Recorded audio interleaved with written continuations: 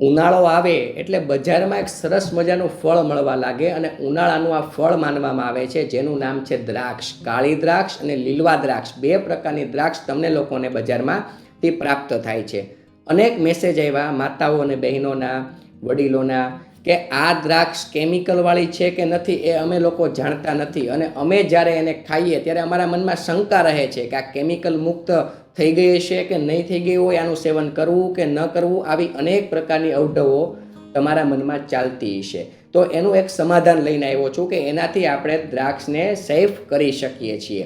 તો આ જે દ્રાક્ષનું ઉત્પાદન જે લોકો લેતા હોય ને, એ દ્રાક્ષનું ઉત્પાદન વધારવા માટે અનેક પ્રકારના કેમિકલો વાપરતા હોય છે. ઉપરાંત દ્રાક્ષનું કદ વધારવા માટે, દ્રાક્ષનો પાક વધારે લેવા માટે, દ્રાક્ષમાં કોઈ પણ પ્રકારના જીવજંતુઓના સંપર્કમાં દ્રાક્ષ ન આવે એના માટે અનેક પ્રકારના રસાયણો વપરાતા હોય છે.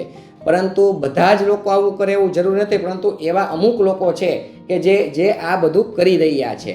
તો આપણી પાસે જ્યારે આ દ્રાક્ષ આવે ત્યારે આપણને એ બધું તો ખબર નથી કે એનો જૂનો ઇતિહાસ શું છે, તે કઈ રીતે એનું ઉત્પાદન લેવામાં આવ્યું છે, તે કઈ રીતે પક્વ કરવામાં આવી છે. અને અત્યારે ઉત્પાદન ઝડપથી લેવા માટે, ઝડપથી વેપાર કરી લેવા માટે પણ અનેક પ્રકારના રસાયણો લોકો વાપરી રહ્યા છે. તો આપણે આના ઇતિહાસમાં પડવું નથી ને આપણે એ જાણતાય નથી. પરંતુ આપણે જ્યારે દ્રાક્ષને ઘરે લઈ આવીએ ને ત્યારે એને પાણીમાં પલાળી દેવાની, એમાં સિંધવ મીઠું નાખી દેવાનું અને અમુક કલાકો સુધી, મિનિટો સુધી દ્રાક્ષને પલળવા દેવાની. ત્યારબાદ એ પાણી કાઢી લેવાનું છે, મીઠાવાળું પાણી. ત્યારબાદ સાદા પાણીથી દ્રાક્ષને ધોઈ લેવાની છે અને તમારે પછી દ્રાક્ષનું સેવન કરી શકાય છે.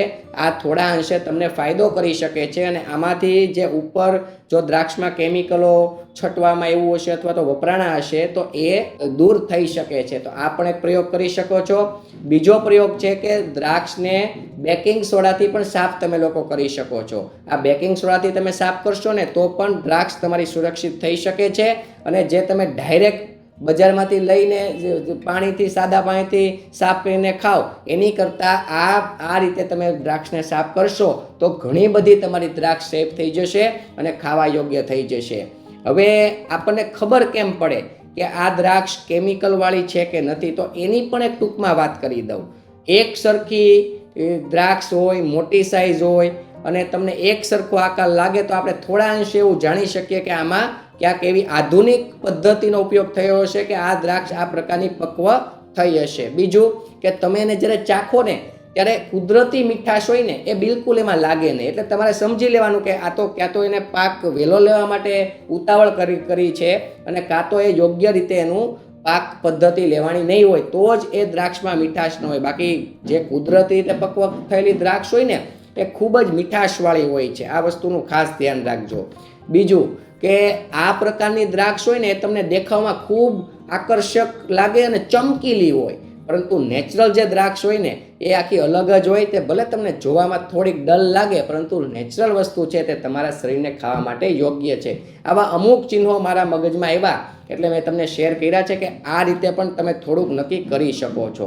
હવે આ બધી દ્રાક્ષનું તમે લોકો સેવન કરો અને જો ભૂલથી પણ અમુક દ્રાક્ષો એ પ્રકારની આવી જાય ને તમારા ગળામાં ખરાશ જેવું લાગે, તમારું ગળું પકડાઈ જાય, તમને કફ જેવું લાગ્યા કરે, તમને ચામડીમાં ખંજવાળ જેવું આવ્યા લાગે, એવું ક્યાંક પણ ગુણાત્મક ફેરફાર જણાય ને તો એ દ્રાક્ષનો નાશ કરજો અને એ ખાવાનું બંધ કરી દેજો. અન્યથા તમે દ્રાક્ષનું સેવન કરી શકો છો, પરંતુ દ્રાક્ષને પહેલાં સેવ કરી દેવી જોઈએ. બજારમાં દરેક લોકો આવું કરે એવું જરૂરી નથી, પરંતુ અમુક લોકો આવું કરી શકે. તો આપણને જો ખ્યાલ ન હોય તો આપણે આ પણ પ્રયોગ સામે કરી શકીએ છીએ. આપ સૌને મારા પ્રણામ. જય ધન્વંતરી.